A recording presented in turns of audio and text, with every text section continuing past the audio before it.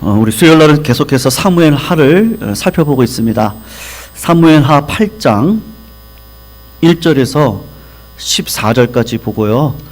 우리 다음 주 수요일날에는 15절에서 18절까지 우리 보도록 하겠습니다. 사무엘하 8장 1절에서 14절 말씀 우리 교독으로 읽고 마지막 14절 같이 읽습니다. 구약 474쪽에 있습니다. 사무엘하 8장 1절 제가 먼저 읽겠습니다. 1절 있습니다. 그 후에 다윗이 블레셋 사람들을 쳐서 항복을 받고 블레셋 사람들의 손에서 메대간마를 빼앗으니라. 다윗이 모압을 쳐서 그들로 땅에 엎드리게 하고 줄로 재어 그 두 줄 길이의 사람은 죽이고 한 줄 길이의 사람은 살리니 모압 사람들이 다윗의 종들이 되어 조공을 드리니라. 르합의 아들 소바왕 하다데셀이 자기 권세를 회복하려고 유브라데 강으로 갈 때에 다윗이 그를 쳐서 마병 1700명과 보병 2만 명을 사로잡고 병거 100대의 말만 남기고 다윗이 그 외의 병거의 말은 다 발에 힘줄을 다메섹의 아람 사람들이 소바왕 하다데셀을 도우러 온지라. 다윗이 아람 사람 2만 2천 명을 죽이고 다윗이 다메섹 아람에 수비대를 두매 아람 사람이 다윗의 종이 되어 조공을 바치니라. 다윗이 어디로 가든지 여호와께서 이기게 하시니라. 다윗이 하다데셀의 신복들이 가진 금방패를 빼앗아 예루살렘으로 가져오고 또 다윗 왕이 하다데셀의 고을 베다와 베로데에서 매우 많은 놋을 빼앗으니 하마당 도비가 다윗이 하다데셀에 온 군대를 쳐서 무찔렀다 함을 듣고 도비가 그의 아들 요람을 보내 다윗 왕에게 문안하고 축복하게 하니 하다데셀이 도위와 더불어 전쟁이 있던 터에 다윗이 하다데셀을 쳐서 무찌름이라. 요람이 은그릇과 금그릇과 녹그릇을 가지고 온지라. 다윗 왕이 그것도 여호와께 드리되 그가 정복한 모든 나라에서 얻은 은금 곧 아람과 모압과 암몬 자손과 블레셋 사람과 아말렉에게서 얻은 것들과 소바와 르홉의 아들 하다레섹에서 노략한 것과 같이 다윗이 소금 골짜기에서 에돔 사람 18,000명을 쳐 죽이고 돌아와서 명성을 떨치니라. 같이 있습니다.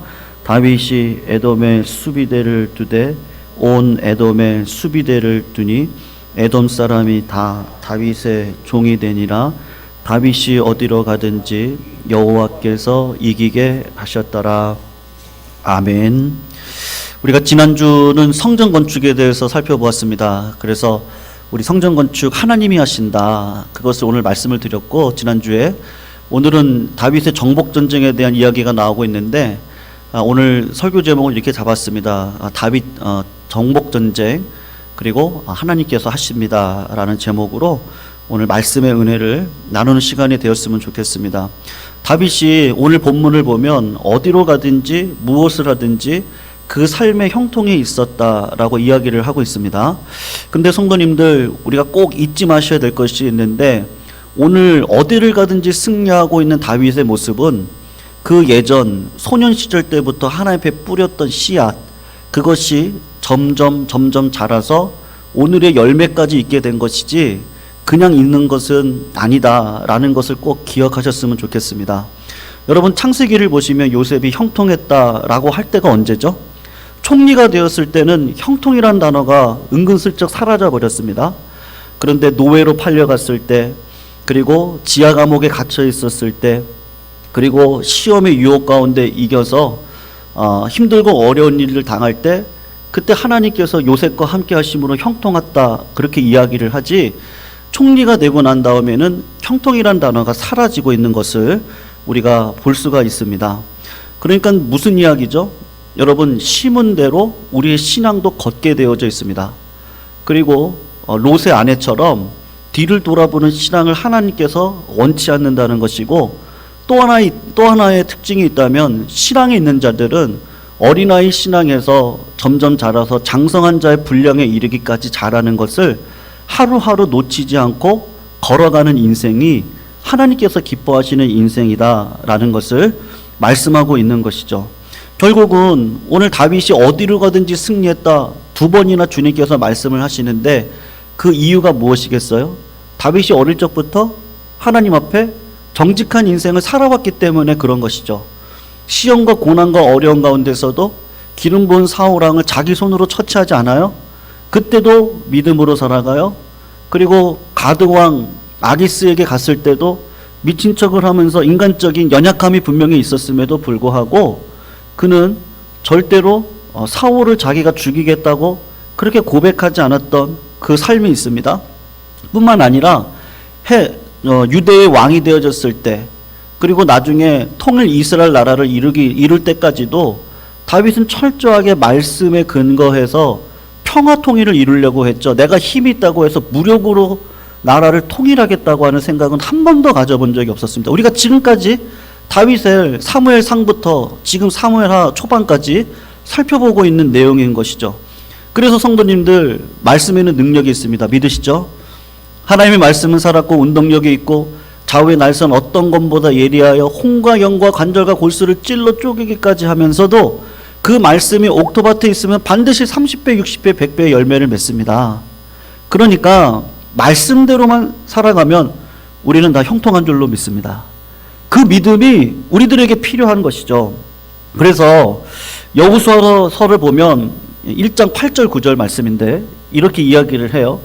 여호수아에게 했던 말입니다. 이 율법책을 내 입에서 떠나지 말게 하며 주야로 그것을 묵상하여, 이게 시편 1편에 나와 있는 말씀이잖아요. 그간에 기록된 대로 다 지켜 행하라. 그리하면 내 길이 평탄하게 될 것이고 내가 형통하리라. 내가 내게 명령한 것 아니냐? 강하고 담대하라. 두려워하지 말고 놀라지 말라. 내가 어디로 가든지 너와 함께 할 것이다. 그렇게 말씀을 하셨는데 다윗이 그 하나님의 말씀에 순종해서 신앙이라는 것이, 제가 지난주도 말씀드렸지만요, 우리에게 가지고 있는 착함이 있습니다.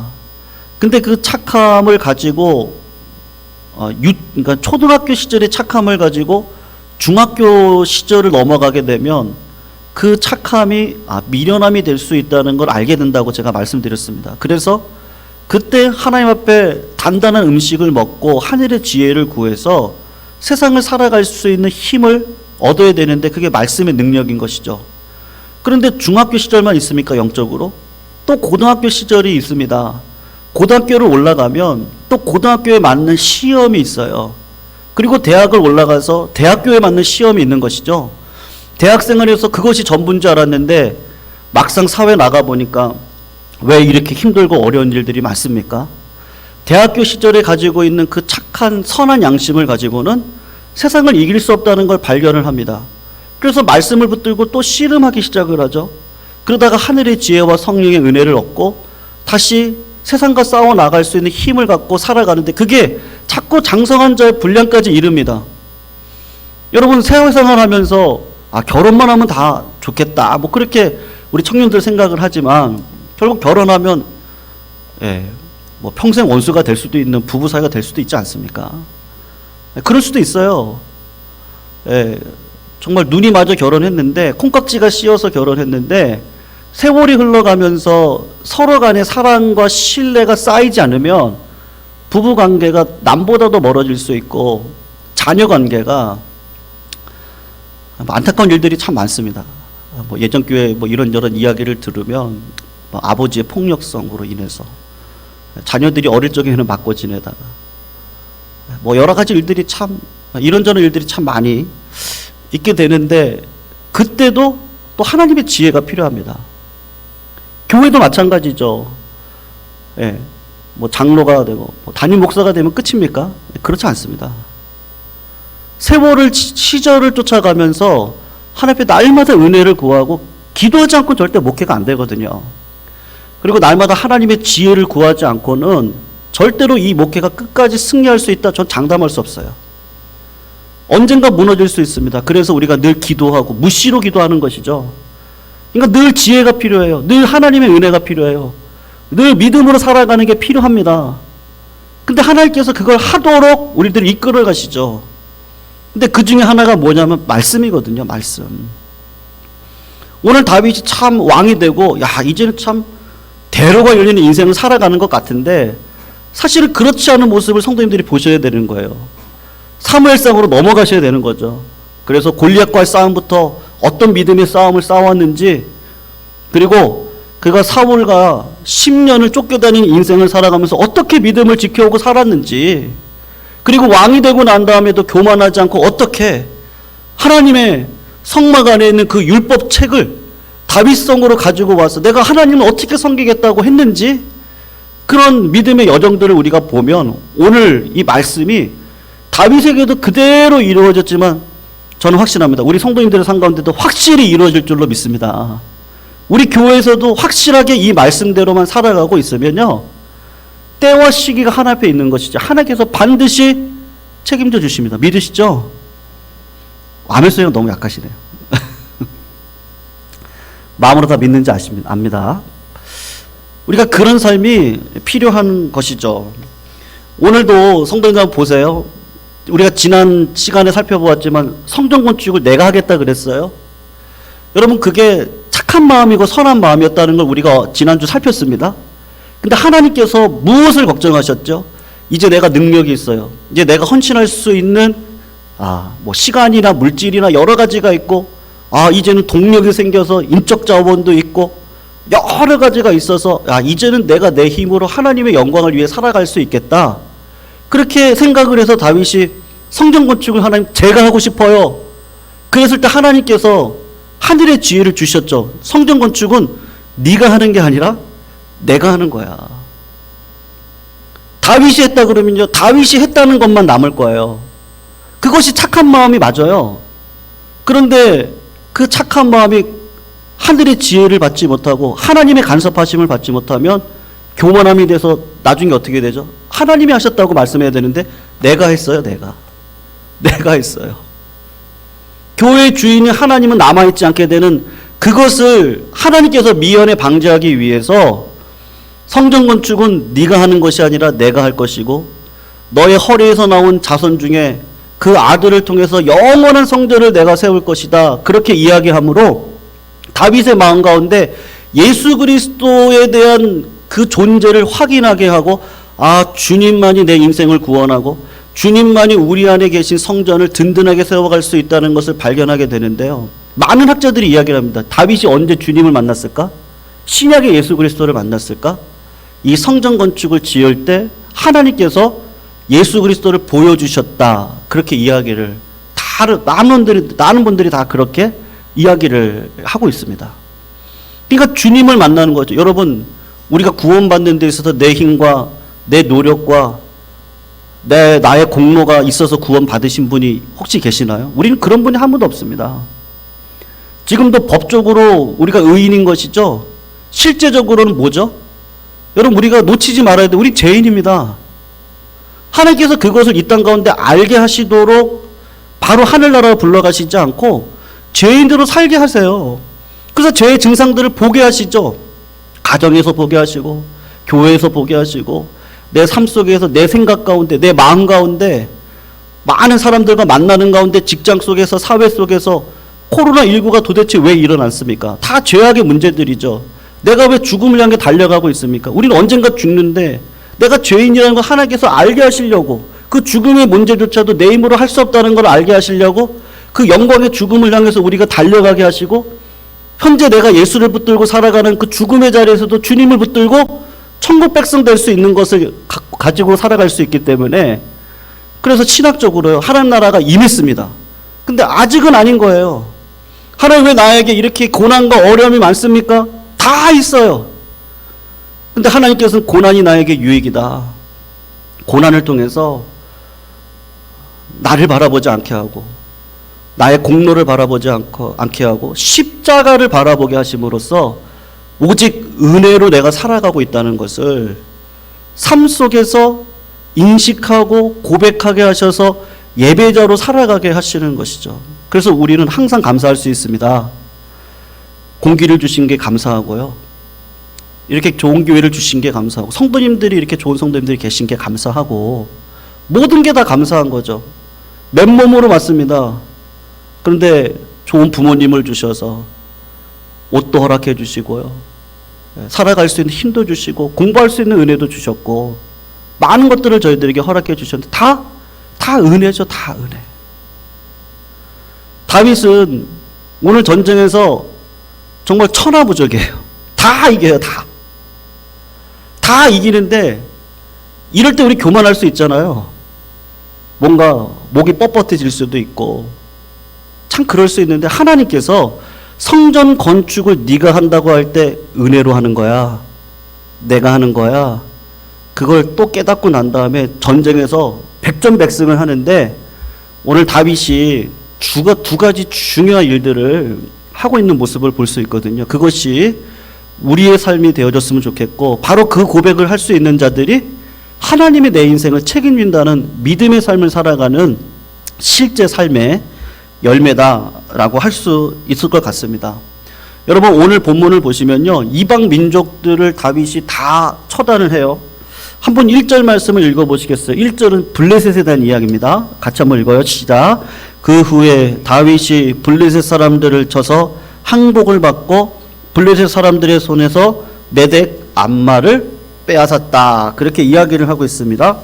여러분 이스라엘 백성들에게 있어서 최고로 골치 아픈 민족이 누구냐? 블레셋이에요. 블레셋 민족한테 법궤도 빼앗겼어요. 블레셋 민족 때문에 사울도 죽고 사울의 사랑하는 세 아들도 죽고 다윗의 가장 절친이었던 요나단도 죽음을 당했어요. 그러니까 우리나라 한국의 원수는 일본이죠. 일본이 우리나라를 식민지화했었던 것처럼 똑같습니다. 블레셋이 이스라엘 나라를 식민지화하고 모든 것들을 빼앗고 모든 것들을 찬탈했던 민족들인데 다윗이 첫 번째로 무너뜨렸던 민족이 누구냐? 블레셋이라 그러죠. 근데 오늘 본문 1절을 보면 메덱 암마라는 말이 나오고 그 옆에 숫자가 하나 붙어 있을 거예요, 성도님들. 그리고 밑에를 보시면 모성의 굴레다 그렇게 이야기를 하거든요. 그러니까 어머니의 굴레라는 이야기인데 이 어머니의 굴레라는 말이 무엇이냐 하면 이것이 수도라는 이야기고 블레셋의 수도라는 이야기고 엄마의 굴레니까요. 엄마의 품 안에 있는 절대로 요동하지 않는 어떤 그것을 이야기를 하는데 블레셋을 생각할 때 꼭 기억을 하셔야 될 게 있는데요. 블레셋은 5방백으로 이루어졌어요. 그러니까 5개의 수도로 이루어져 있습니다. 나중에 사사기를 보면 삼손이 나오고 삼손을 유혹했던 여자 이름이 뭐죠? 드릴라잖아요. 드릴라가 삼손을 유혹을 할 때 그 블레셋 방백이 와가지고 드릴라에게 돈을 주는데 5방백들이 얼마씩 모으는데 그 돈을 지금으로 환산하면 한 200억이 돼요. 200억을 주면서 삼손의 힘의 근원이 무엇인지를 이야기하라고 할 때 5방백, 5수도에서 돈을 모아가지고 드릴라한테 돈을 줍니다. 그러니까 블레셋은 아주 거대거대한 도시가 5도시가 있는데 이 5도시를 다윗이 다 무너뜨렸다는 겁니다. 그 도시가 가드, 가사, 에스글론, 그 다음에 에그론, 아스돗이라고 하는 도시인데 다윗이 승리해서 다 빼앗았어요. 그리고 2절도 한번 보세요. 2절도 같이 한번 읽어봐요. 모압에 대한 이야기입니다. 읽겠습니다. 시작. 다윗이 또 모압을 쳐서 그들로 땅에 엎드리게 하고 줄로 재어 그 두 줄 길이에 사람은 죽이고 한 줄 길이에 사람은 살리니 모압 사람들이 다윗의 종들이 되어 조공을 드렸다. 여러분 모압을 생각할 때 가장 생각나는 사건 하나가 있는데 민수기 22장에 나오는 모압 왕 발락이 주술사 발람을 불러서 아무런 해도 가하지 않았던 이스라엘을 저주하려고 했었던 사건이 있었습니다. 그때 하나님께서 모압에 대한 예언의 말씀이 있었는데 그것이 뭐냐면 이렇게 이야기를 해요. 내가 그를 보아도 이때의 일이 아니면 내가 그를 바라보아도 가까운 일이 아니로다. 한 별이 야곱에게서 나오고 한 규가 이스라엘에게서 일어나서 모압을 이쪽에서 저쪽까지 쳐서 무찌르고 또 셋의 자식들을 다 멸하겠다. 이 민수기 22장에 있는 말씀을 언제 완성을 하느냐면 다윗 시대 때 완성을 해서 모압을 영원히 쳐서 심판하고 있는 모습을 볼 수가 있습니다. 그리고 또 다른 나라가 등장하는데 소바하고 아람이라고 하는 나라예요. 3절과 4절을 한 번만 더 읽어볼게요. 소바라고 하는 나라에 대한 이야기입니다. 르홉의 아들 소바와 하다데셀이 자기의 권세를 회복하려고 유브라데 강으로 갈 때에 다윗이 그를 쳐서 그에게서 마병 1700명과 보병 2만 명을 사로잡고 병거 100대의 말만 남기고 다윗이 그 외의 병거의 말은 다 힘줄을 끊었다 말씀하고 있습니다. 여러분, 지금 소바 나라가 유브라데 강까지 지금 힘을 뻗치려고 하고 있어요. 그럴 때 다윗이 이런 소바를 정복을 해서 요단강이 이렇게 흐르면 동쪽 땅을 지금 다 차지하게 되는 것인데, 여러분, 마병 1700명, 보병 2만 명을 사로잡는 대승을 거두었는데요. 여기서 한 가지 다윗의 그 믿음의 지금까지 쌓아왔던 믿음이 여기서도 어떻게 발휘가 되는지를 보셔야 되는 구절이 있는데, 그것이 4절이죠. 여러분, 마병 1700명, 1700 중에 병거 100대의 말만 남기고 나머지는 다 어떻게 합니까? 그 발의 힘줄을요 다 끊어버리고 100마리만 남겨놓습니다. 신명기 17장에 가면 왕의 조건이 있습니다. 은금을 많이 쌓으면 안 돼요. 돈을 많이 쌓는 거는 왕의 조건이 아닙니다. 여자를 많이 두면 안 됩니다. 그리고 또 하나가 뭐죠? 말을 많이 두면 안 돼요. 말을 많이 두면 안 됩니다. 솔로몬이 왜 망했습니까? 솔로몬이 많이 했던 일이 뭐죠? 은금을 많이 두고 여자를 많이 뒀죠. 1000명을 뒀어요. 그리고 또 하나가 있어요. 나중에 우리가 열왕기 상하를 살펴볼 건데, 그때 솔로몬에 대해서 공부를 할 건데, 솔로몬이 지역마다 말을 부릴 수 있는 마국간들을 엄청나게 많이 짓습니다. 하나님께서 3번 나타나서 경고하셨거든요. 근데 솔로몬이 그 말씀을 듣지 않아요. 그래서 결국은 이스라엘 나라가 두 쪽으로 갈라졌던 이유가 뭐냐면요, 솔로몬 때문이거든요. 솔로몬 때문에 이방 여인과 결혼하고 우상이 들어와서 결국은 그 우상 숭배가 계속해서 이어지다가 하나님께서 그 우상 숭배를 끊지 못하는 이스라엘을 보고 심판하셨는데, 열왕기 하에 가면 분명히 뭐라고 나오냐면, 나중에 말씀 한번 찾아보겠습니다만, 솔로몬의 우상 숭배 때문에 내가 이스라엘 나라를 심판한다. 그렇게 이야기를 하고 있어요. 근데 오늘 다윗이 잘하는 게 뭐예요? 은근히, 우리 나중에 좀 이따 보겠지만요, 말을 많이 했습니다. 근데 그 말을 어떻게 하죠? 말의 힘을요 다 근육을 잘라내고 100마리만, 이스라엘의 왕 된 자는 말을 많이 두지 말아라 라고 하는 신명기 말씀을 따라서 왕이 되어지고 최고 높은 자리에 있을 때도 말씀으로 살아가고 있는 다윗의 모습이 있는 것이죠. 여러분, 사울왕은 어땠습니까?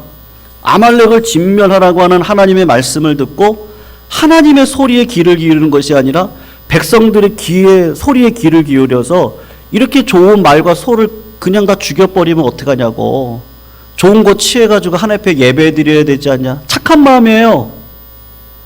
근데 그 안에 악한 마음, 미련한 마음이 있는 것이죠. 하늘의 지혜로 다시 말씀으로 정제되어져서 말씀대로 다시 삶을 살아가야 되는데, 사울왕이 그렇게 하지 못해서 결국은 하나님 말씀에 순종하지 못했던 모습이 있지 않습니까?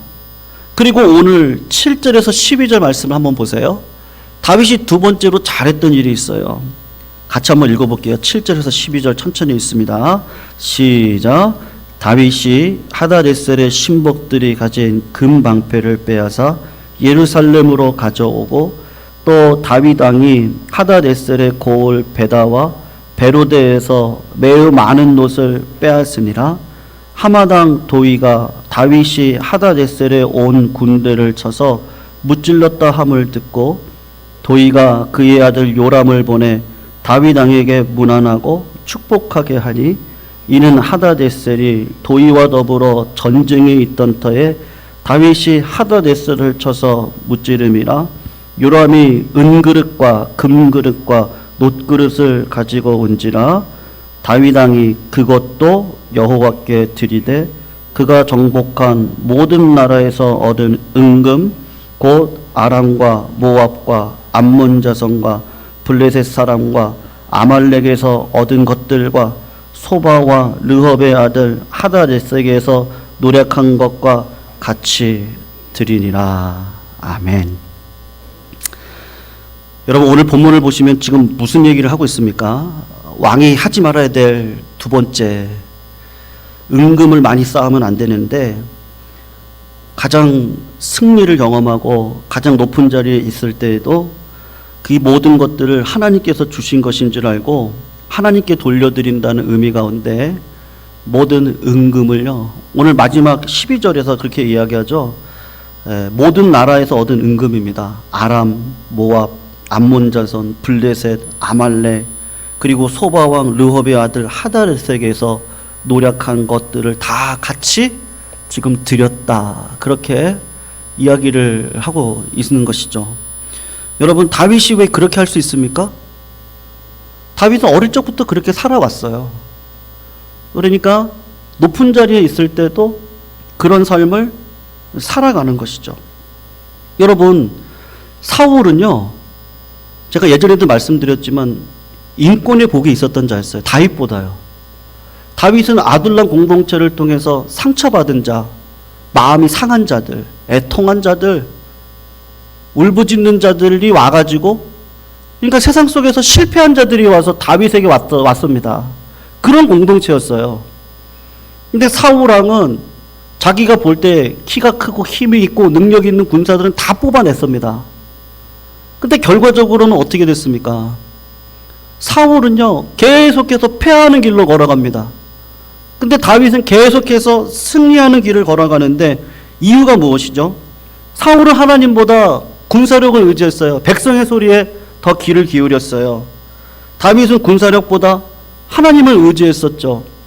어릴 적 골리앗과 싸움에서 너는 칼과 단창으로 내게 오거니와 나는요, 하나님께서 나에게 주신 하나님의 이름으로 내게 가노니 하나님께서 반드시 승리를 주실 것이다. 그렇게 고백했던 다윗은 그의 일생을 하나님의 이름을 의지하고 살아가는 거룩한 백성이 되었던 것이죠. 그러니까 적의 마병 1700대를 얻었음에도 불구하고 1600대를 폐기 처분하고 100마리만 남겨놓는다? 이게 정말 쉽지 않은 일이죠. 지금으로 따지면 비행기, 탱크, 핵폭탄 이런 거 다 폐기 처분했다는 뜻인데 하나님이 다윗을 왜 축복하세요? 그에게 믿음으로 살아가는 그 씨앗이 30배, 60배, 100배로 계속해서 자라고 있는 겁니다. 성도 우리가 신앙생활하면서 잘하셔야 됩니다. 잘하시기를 주님의 이름으로 축원합니다. 요새 싱어게인이라는 프로그램이 있어요. 제가 그 프로그램을 요 근래 조금 보기 시작을 했는데요. 거기 30호 가수가 있어요. 30호 가수 이름이 이승윤인데 지난 월요일 날 그 이름이 발표되어지고 그가 음악을 이렇게 다시 이렇게 했는데요. 그분의 특징이 무엇이냐면 나이가 이제 30 초반인데 음악의 경계를 다 뛰어넘어요. 뛰어넘고 그리고 음악을 정말 독보적이에요. 누구도 할 수 없는 음악을 그 사람은 해요. 그 독보적이고 독창적인 음악이 심사위원들의 마음을 울리고 많은 사람들의 마음을 울리고 있어요. 근데 어떻게 그 사람이 그 나이에 그런 음악을 할 수 있을까? 나중에 중앙일보를 이렇게 보다 보니까 그의 아버지가 이재철 목사님이세요. 100주년 기념교회 담임하셨던 이재철 목사님이시고 그 목사님의 목회 철학이 무엇이냐? 자식들 향한 철학이죠. 절대게 남에게 짐을 지우는 인생은 살아가지 말아라. 그리고 항상 독립적으로 살아가야 된다. 그리고 자기가 있는 자리는 항상 깨끗하게 치워야 된다. 이런 이야기를 해요. 그의 둘째 형이 아주 유명한 유튜버인데 그런 일을 이야기를 하더라고요. 지금 다 기억이 나진 않는데요. 그 형이 영국의 무슨 대학교에 1년간 교환학생으로 간 거예요. 가서 이 둘째 형이 뛰어난 거예요. 그러니까 영국 학교에서 뭐라고 이야기를 했냐 하면 당신의 아들을 평생 장학금을 줘서 박사로 만들어서 일꾼으로 만들고 싶다. 그렇게 이야기를 했어요. 이게 답은 아닙니다. 이게 정답은 아니고요. 그냥 이재철 목사님의 목회 철학인 거예요. 가정에 대한 철학인데 어떻게 했을까요? 그 아들을 거기서 공부시켰을까요? 아니면 오라고 그랬을까요? 이재철 목사님은 그렇게 했대요. 자기 아들을 영국에서 공부시키고 싶지 않다고. 제가 가지고 있는 가정에 대한 철학은 가족이 무슨 일이 있어도 같이 삶을 살아가는 걸 원한다고. 그래서 그 아들을요, 한국으로 불러들여서 그리고 가족과 함께 가족이 무엇이고 부모가 어떤 길을 걸어가고 지금 부모의 신앙이 무엇이고 부모가 생각하고 있는 것들이 무엇이고 뭐 이런 것들을 다 같이 삶을 살아가면서 이렇게 했다는 것이죠. 그러니까 셋째 아들에게도 똑같은 그 가족에 대한 철학이 있었을 거예요. 아마도 세상의 스펙을 의지하지 말고, 그러니까 거기 얘기가 나오는데 그런 얘기가 나오는데요. 스펙을 의지할 것 같으면 자기가 보냈을 것이다. 근데 그것보다 중요한 건 가족의 공동체다. 한 가족으로서의 삶을 살아가는 그것이 자식에게 내가 가르쳐주고 싶은 가족에 대한 철학이다. 그 이야기를 하는데 상당히 저는 인상적이었습니다. 결국 자녀들이 세상 속에서 열매를 맺고 살아가는 그 모든 것들은 뿌린 씨앗에부터 있는 것이죠. 물론 이재철 목사님의 그 말이 뭐 어떤 분에게는 맞을 수 있고 어떤 분에게 틀릴 수 있습니다. 그게 정답은 아닙니다. 그런데 내가 가지고 있는 그 신앙의 철학을 가지고 믿음을 붙들고 살아왔던 그것에 대한 열매가 지금 자식들을 통해서 지금 드러나고 있는 것이죠. 그러니까요, 우리의 지금의 열매는요, 내가 지금 뿌려왔던 것에 대한 열매입니다. 하루하루를 내가 어떻게 살아왔는지에 대한 열매가 지금 드러나고 있는 거예요. 그러니까 우리가 드러나고 있는 이 삶 가운데서 고민할 수 있는 부분들은 고민해야 되고, 하나님 앞에 몸부림쳐야 되는 부분들은 몸부림쳐야 되고, 구해야 될 것은 구해야 되고, 회개해야 될 것은 회개해야 되고, 하나님께서 혹시 복을 주셔서 이 삶을 누리게 하신다면 왜 그 복을 주셨는지를 하나님 앞에 다시 물어봐야 돼서, 다윗과 같이 은금을 많이 두지도 않아요.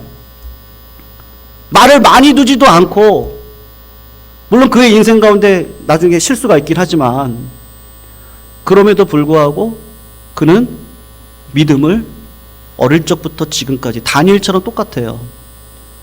나이가 많아봤자 19, 21살일 겁니다. 골리앗과의 싸움이.